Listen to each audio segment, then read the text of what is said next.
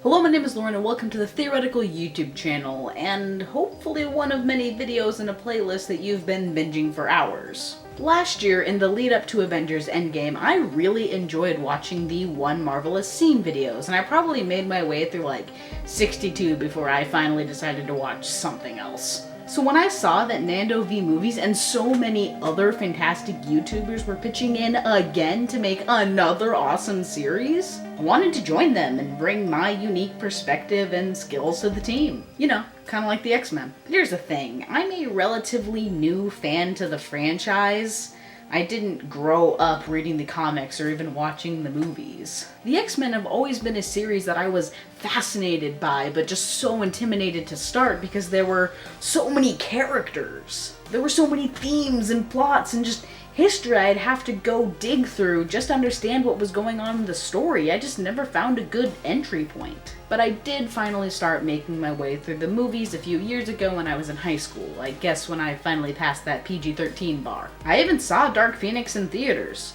Truly, I have sacrificed for this franchise. And because I'm a newcomer to this franchise, I didn't go in with a preconception of what these characters were supposed to be. My favorite character from the first X-Men film was Rogue. Is Rogue. And yes, I know how different, how much better she is in every other iteration of the character. But I didn't know that when I was first introduced to the series. All I knew was that here was a character who knew as little about this world as I did, and was scared to be a part of it, scared to be herself. And that's just more relatable than the self-confident, wisecracking, superpowered, incredible hero from the comics. Rogue was the perfect character to introduce me and the rest of the audience to the X-Men film franchise. So the scene that I've chosen to break down from the X-Men franchise isn't my favorite, but one that's central to this argument. That Rogue is not a faithful adaptation of the original character, but that doesn't mean she isn't a good character at all. Rogue is not introduced as Rogue, she's Marie, with a fairly normal life, 2 parents, apparently a boyfriend, and some idea of what she wants to do after high school. But she's not quite sure. Rogue's introduction is basically the first scene in the first film in the X-Men franchise, and integral to setting the tone for the rest of the series. So let's walk through it. It starts off with the piano exercise that echoes multiple times throughout the entirety of the scene. I'm pretty sure that Marie's mom here is just repeating the same basic pattern over and over again, messing up and then starting over instead of continuing on. So the film starts with a flaw. A flaw that humans deem unfit for normalcy and attempt to fix by brute force, disrupting their ability to create continuous harmony. I don't know if I'm just reading in a little hard here, but metaphor much? Have you tried not being a mutant? Anyway, the camera moves upstairs to Marie's bedroom where she's explaining to her boyfriend David that she eventually wants to take a trip up from Mississippi through Canada to Alaska. Don't want to be kind of cold? Well, that's the point, stupid. Otherwise, it wouldn't be an adventure.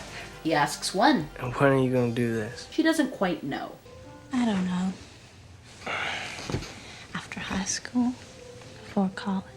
Of course, we know, rewatching this film for the zillionth time, that Rogue doesn't make it to Alaska. She doesn't go to college. However, she does travel up north to Canada after she runs away from home. And she does find a new school far away from home. Even after the chaos about to run amok in her life, ruining any sense of normalcy, she does get to live out at least part of this dream. And when I say normalcy, this scene is aggressively normal, to the point of cliche. You got the young small town couple who are dreaming about how to escape from their routine. They're young and idealistic. And then, just like every other coming of age love story, the couple leans in for their first kiss. The romantic music swells.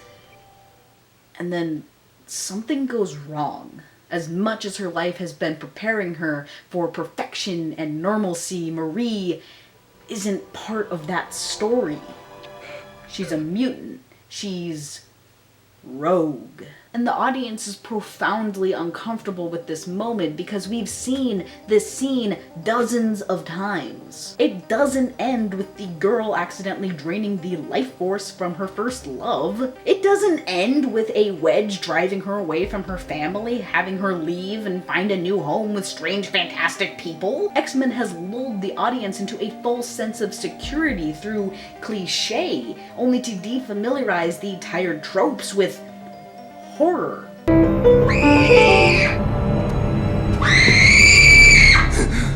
Horror on the face of the victim, horror in the gaze of parents who view their child as a monster, and horror from within. I didn't mean it. Call an ambulance!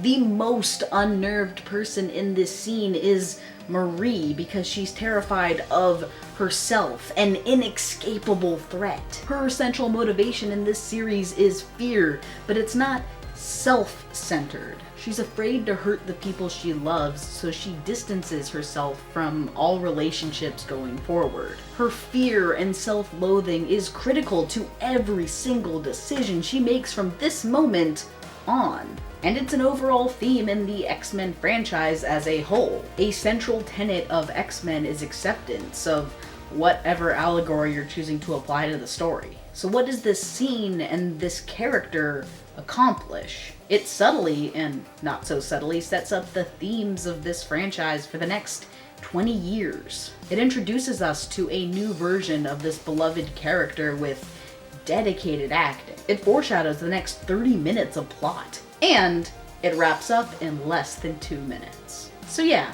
I think it's one excellent scene.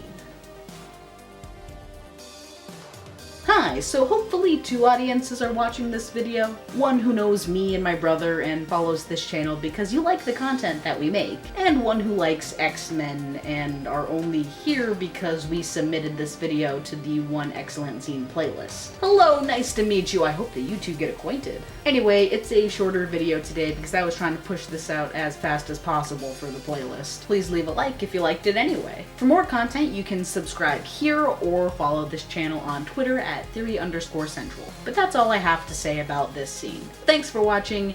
Anna Paquin's Rogue is actually an interesting character, and I'll see you later.